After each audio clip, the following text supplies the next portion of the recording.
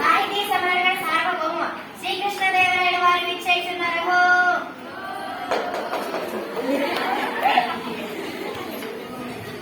అష్టదిగ్గజ కవులకు, సాహితీ ప్రియులకు, పుర ప్రజలకు స్వాగతం. మా పాలనలో జీవితాన్ని ఆనందంగా గడుపుతున్న జానపదులు సైతం కొన్ని రసవంతమైన సమస్యలు పంపించారు. వాటిని మీరు రసవత్తరంగా పూరించి నేటి బొమ్మల విజయం సభను అందింపజేయండి. ఆంధ్ర భాషామాతని స్థుతిస్తూ ఆశ కవితా వినియోగం సాగిద్దాం.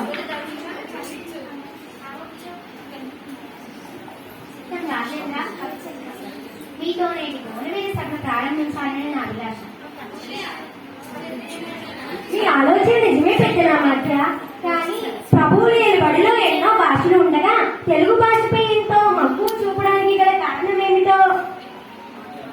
అదేంటి సూర్య కవి మందార మగంలో జాలువారే తెలుగు భాష ఇష్టపడిన వారు ఉందరే. తెలుగు అదే నందువా తెలుగదేలయన్న దేశంబు తెలుగేను, తెలుగు వల్ల ఉండ తెలుగు కొండ ఎల్లను పులగులు నెరుగవే బాసాడి, దేశ భాషలెందు తెలుగు లెస్స, దేశ భాషలెందు తెలుగు లెస్స. మరి ఇంతటి మన తెలుగు భాషపై ఎవరికైనా ఎందుకు మమ్మకారం ఉండదు? పెద్దనార్య కవులారా, మేము తర్వాత పద్యమును పూరిస్తాం. ముందు మీరు పద్య పూరణలో పూనుకోండి. ప్రభు మీ అభిప్రాయమే నా శిరోధార్యం. పెద్దనామత్య, మీ పద్య పూరణకు సమస్య ఇదిగో. అగ్రజానుజులై రనుజాగ్రజులుగా. ఆహాహా, ఏమి సమస్య? అన్న తమ్ముళ్ళు తమ్ముడన్నయ్యారు ప్రభు. నా పూరణ ఇదిగో.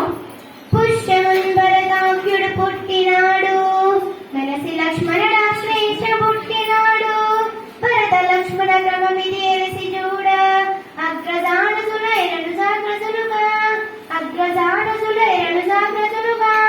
కానీ లోక వ్యవహారం రామ లక్ష్మణ భరత శత్రుఘ్నుని ఉంటుంది. ఎత్తుకపోయి ఎలుక కలుగున దీనిని అర్థవంతంగా పూరించండి. వాటి ముందుగా పల్లె జీవనకు సుపరిచితమైన చక్కని సమస్య ఇచ్చారు మహారాజా.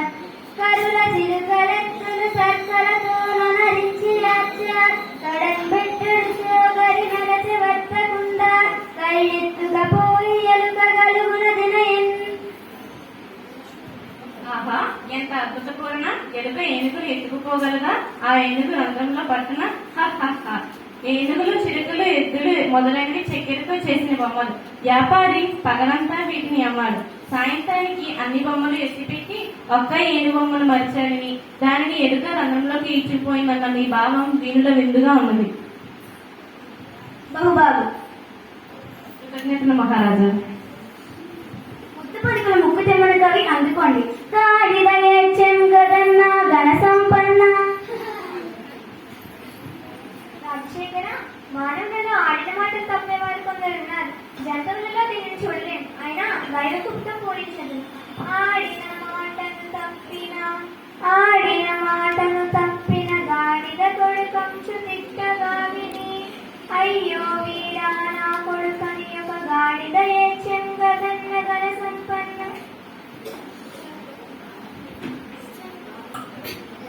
జీవన గమనంలో గ్రామీణుల దూషణను, ఆడితప్పిన జన్మ హీనస్వభావాన్ని తెలుపుతూ మాట నిలబెట్టుకోవడం విలువను చాటారు.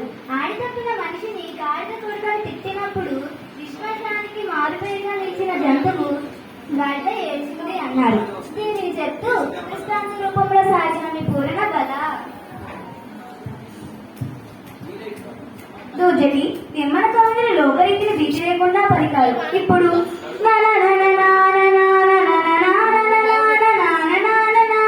దీనిని పూరణ చేయండి. ప్రభు అక్షర విన్యాసం తప్ప అర్థం లేని సమస్యను ఇచ్చారు. అయినా చక్కని పూరణ కావిస్తాను. నేను నిన్ను నిన్ను నిన్ను నిన్ను నిన్ను నిన్ను నిన్ను నిన్ను నిన్ను లయతాల సంగతుల గానకుల పరిపూర్ణ మానసంగుణ, పలుకూరి రాగముల మోదము నల్లుచు పల్గునిట్టులన్.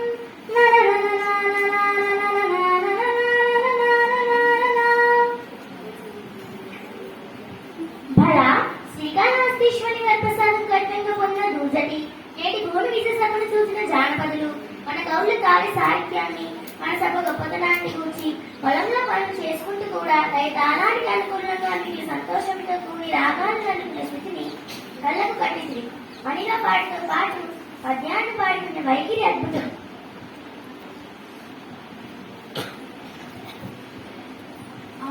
జానపదుని సొత్తు జానపదం సత్యం చెప్పారు. రామకృష్ణ తదుపరి మీదే వంతు. మీ పదమూడు పదాలను మేము ఎరుగుదాము. మేకా తోక అనే 2 దత్తపదాలతో ఒక సీత పద్యం చెప్పండి. అమ్మయ్య దేవరా, నన్ను ఆదేశిస్తే కాదంటానా? ఆలకించండి మహాప్రభు. మేక తోకకు మేక తోక మేకకు మేక మేక తోకకు తోక తోక మేక మేక తోకకు మేక తోక మేకకు మేక మేక తోకకు తోక తోక మేక మేక తోకకు మేక తోక మేకకు మేక మేక తోకకు తోక తోక మేక మేక తోక తోక తోక తోక తోక మేక మేక తోక తోక తోక తోక తోక మేక మేక తోక తోక తోక తోక తోక మేక మేక తోక తోక తోక తోక తోక మేక. మీరు సామాన్యులు కారు రామకృష్ణ. ఏమేమి మేకల కాపరి అడవికి మేతగా మేకలు తీసుకుపోతున్నాడా? ఒక మేక ముందర పోతుందా? ఆ మేకకు తోక వెనుక బాగాన ఉంటుంది. ఆ తోకకు వెనుక మరొక మేక ఉంది. ఇలా మేకల మంద పోతున్న తీరును మేకతోక అన్న దత్తపదాలతో చక్కగా చిక్కగా చెప్పారు. శభాష్ రామకృష్ణ కవి, మీ కత్తికి 2 వైపులా పదనే మరి, అందుకే మీరు వికటకవయ్యారు.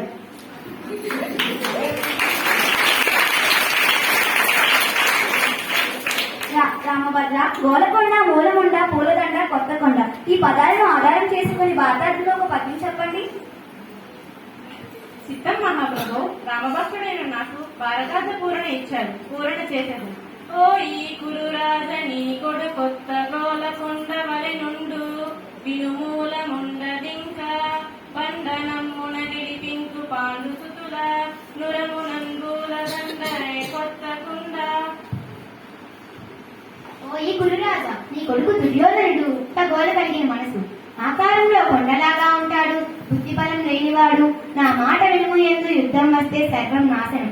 సమరంలో ధర్మానికి బదులైన పాండవులు గెలుస్తారు, నీ కుమారులు మరణిస్తారు. పద్యం బాగుంది రామభద్ర.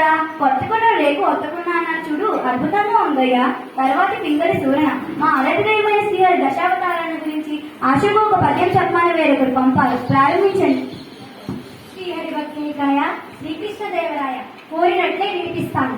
మత్స్యమై జడనిధి మణించే సోమకూన్ పూర్వమై కవ్వపు కొండ మోసే గిటి అయి హిరణ్యాక్షు గిటడంగించెను హరి అయి వధించే ప్రహ్లాద జనకు వటుడై బలిదనుచు వంచించి కుదించే భార్గవుడై క్షత్ర పంక్తి చెండే దశరథ రాముడై దశకంఠ జగటాచే శౌర్య అయి దుష్టుల సంహరించే పుత్రుడై త్రిపుల స్త్రీల బుద్ధి మార్చి రుద్రిచే వారి భర్తను దృంగ చేసే కలిగి రక్ష సంతతి బిట్టు మార్చు హరిదశావతార చరిత్రమభివృతము. మత్స్యావతారాన సోమకారుని చంపాడు. పూర్వమై మందరిని మోసి పాలసముద్రం చెరకడానికి సాయమయ్యాడు. వరాహ రూపంలో హిరణ్యాక్షుని చీరాడు. వామనుడై బలిని పాతాళానికి పంపాడు. పరశురాముడై రాజుల దర్పాన్ని కూల్చాడు. శ్రీరాముడై రావణుని వధించాడు. శ్రీకృష్ణుడై దుష్టులను అంతం చేశాడు. బుద్ధుడై త్రిపురశిల బుద్ధిని మార్చి శివుని చేత త్రిపురాసుని చంపించాడు. కల్తీగా నీతిహీనులను కూల్చాడు. దశావతార కార్యకారణాలను మనోహరమైన సీసంతో సభాసదులను అలరింపజేశాము. మీ అభినందన స్పందనకు వందనం మహారాజా. మహాప్రభు, వచ్చే దారిలో ఒక జానపదుడు ఒక సమస్యనిచ్చాడు. మీరు అనుమతిస్తే మీకు ఇస్తాను. తప్పకుండా. సభారంభంలో మీకు మాట ఇచ్చారు కదా, కానీ సమస్యను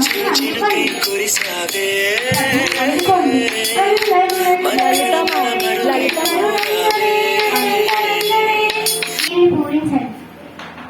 అది సంగతి. ప్రభువుల వారికి ఇవ్వదగిన సమస్యే.